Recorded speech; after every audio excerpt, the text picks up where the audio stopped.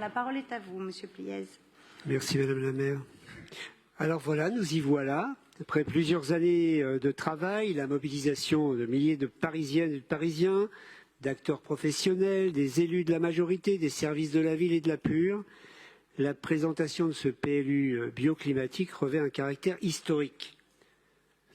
Historique car la collectivité parisienne se dote d'un outil qui va permettre d'accélérer la transition écologique de la ville. Ça a été longuement dit. Je ne vais pas y revenir, sauf pour vanter la lutte contre le réchauffement climatique, la reconquête de la nature en ville dans le respect des objectifs du plan climat.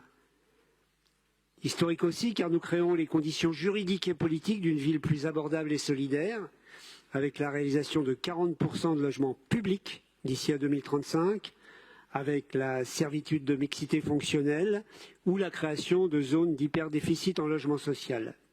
Sur le fond, ce plan nous permet de travailler beaucoup plus sur la réhabilitation plutôt que sur la démolition-reconstruction.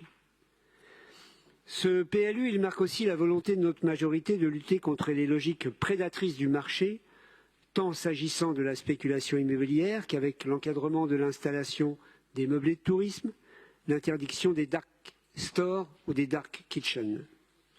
C'est aussi l'ambition d'un rééquilibrage attendu de la capitale, avec plus d'activités économiques à l'est, comme à la porte de Bagnolet ou la porte de Montreuil, et plus de logements sociaux à l'ouest.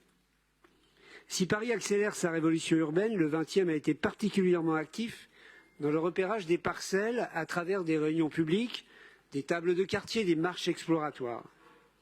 Ainsi, dans le 20e, ce nouveau PLU se traduira concrètement par 52 nouvelles adresses dédiées au logement social et logement en bail réel solidaire, soit 3 fois plus que lors de la précédente édition.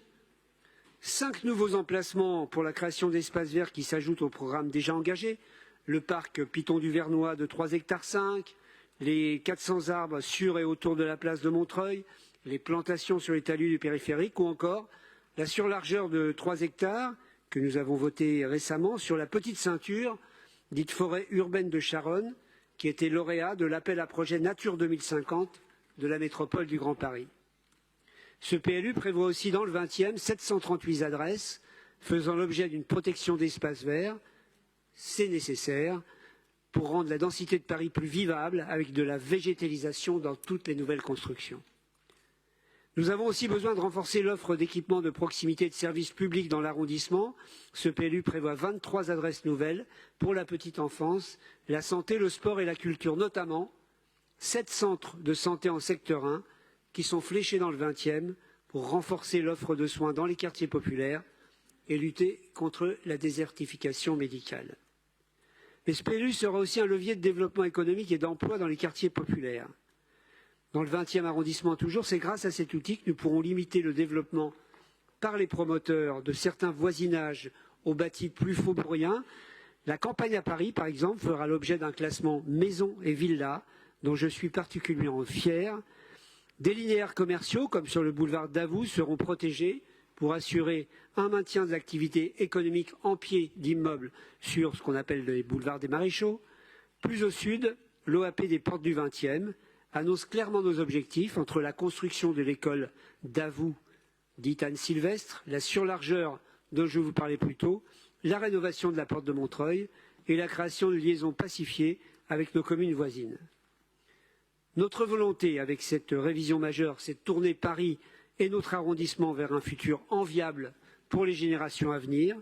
Notre fierté, c'est d'avoir réussi à développer un outil qui ne fiche pas la ville, mais qui accompagnera son évolution dans un urbanisme raisonné. Voilà, on a maintenant quelques mois d'enquête publique pour que les habitants puissent continuer à se prononcer, à nous donner leurs avis sur ce plan. Merci.